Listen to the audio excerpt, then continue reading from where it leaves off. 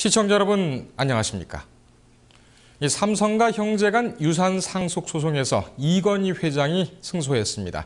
이 법원은 장남 이맹희 씨의 청구를 대부분 기각했습니다. 취재 기자와 함께 이번 선고 내용 자세히 알아보겠습니다. 법조팀 김미애 기자 나왔습니다. 김 기자, 네. 이번 소송 한 1년이 다 됐는데요. 1심 선고가 오늘 났습니다. 그 원고 측이죠. 맹희 씨가 패소, 즉 이건희 회장이 이제 승소한 걸로 이렇게 결론이 나왔는데요. 구체적인 내용은 어떻습니까? 네, 그렇습니다. 오늘 삼성과 형제 간 유산 상속 소송에서 법원은 삼성과의 장남 이맹희 전 제1비로 회장 등의 청구를 대부분 각하 또는 기각했습니다. 네. 사실상 이 회장의 완승인 셈인데요. 127억 원에 달하는 소송 인지돼도 소송을 낸 맹희 씨 측에서 전액 부담하게 됐습니다. 네. 이번 소송은 지난해 2월 시작됐습니다. 맹희 씨가 전자소송을 통해 선대 회장의 상속 주식을 달라며 이 회장을 상대로 소송을 내면서 세간의 관심을 끌었습니다. 이후 둘째 숙희 씨, 차남 창희 씨의 며느리 최선희 씨가 소송에 가세했습니다. 여기서 청구 금액이 4조 원으로 늘었습니다. 이때부터 8개월 동안 치열한 법정 공방이 시작됐습니다. 이 회장과 맹희 씨 등 당사자는 이번 소송에 한 번도 안 나왔습니다. 민사소송이라 재판 당사자가 아닌 대리인인 변호인 등만 법정에 출석해 왔습니다. 네. 법정 밖에서도 두 사람과 공격이 치열했는데요. 인신공격으로 보일 만큼 강도가 높아 보는 사람들의 눈살을 찌푸리게 했습니다. 네. 이번 재판부의 판결을 보면 일부는 기각, 또 일부는 각하 이렇게 여러 쟁점별로 다른 판단을 내렸습니다. 재판부가 정확히 어떤 쟁점에 대해서 어떻게 판단을 했는지 좀 설명을 해주시죠. 네, 이번 소송은 맹희 씨 등이 선대 회장의 유산을 돌려달라며 이 회장에게 청구한 차명 주식이 상속 재산인지 여부, 상속 회복 청구권이 존속하는 제척기간이 경과했는지 여부가 주요 쟁점으로 다뤄졌습니다. 네. 결론부터 간략히 말씀드리면 우선 맹희 씨 등이 이 회장의 삼성생명 주식 17만 7,732주, 삼성 에버랜드의 삼성생명 주식 21만 5,054주를 줘야 한다는 청구를 각하했습니다. 또 이 회장의 삼성생명 주식 1,334만 476주와 에버랜드의 삼성생명 주식 1,353만 6,955주에 대한 청구도 기각했습니다.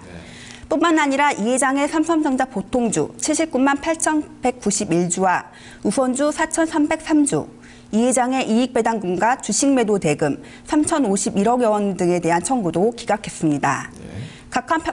각하 판결은 옹고의 소송을 제기할 자격이 없다고 재판부가 판단했다는 의미인데요.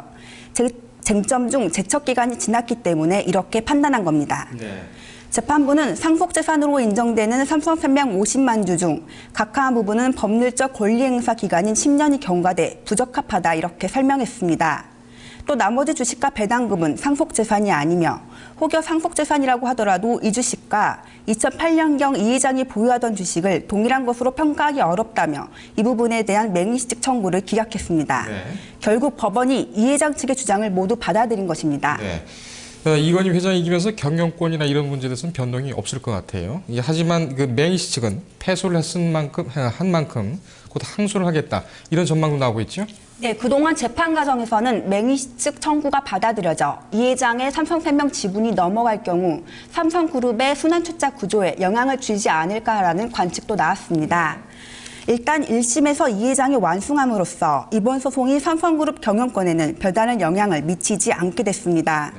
옹고의 맹희 씨 측 변호인단은 일단 의뢰인과 상의한 후 항소 여부를 결정하겠다면서도 조정 가능성에 대해 조정에 응해 화해할 입장이 아니다고 말한 만큼 2라운드 법정 공방으로 이어질 가능성이 큽니다. 이번 소송은 삼성가에게는 물론 법조계에서도 민사와 가사소송의 선두주자가 누군지를 가리는 중요한 일전이 될 전망입니다. 네. 삼성하면 국내 최고 그룹 아닙니까? 그 내부의 내밀한 이제 유산 문제가 본격적으로 드러나면서 1년간 소송을 했습니다. 재판부가 오늘 선고를 하면서 이례적으로 좀 그 조정 내지는 그 화합을 강조하는 그런 내용을 말을 했다고 해요. 어떤 내용입니까? 네, 이날 재판부는 판결을 선고하기 전에 그동안의 재판 소회를 밝혔습니다. 양측 일가가 모두 화합해서 화목하게 살기를 강조해 눈길을 끌었는데요. 이번 사건을 심리해온 재판부는 변론 과정에서 쟁점이 된 선대 회장 유지에 또 다른 의미를 강조했습니다. 재판부는 손대 회장이 남긴 유지 중에는 이 사건에서 논의된 유지뿐만 아니라 일가가 화합해 화목하게 삶을 살아가길 바라는 뜻도 있지 않았을까 생각해봤다고 말했습니다. 네.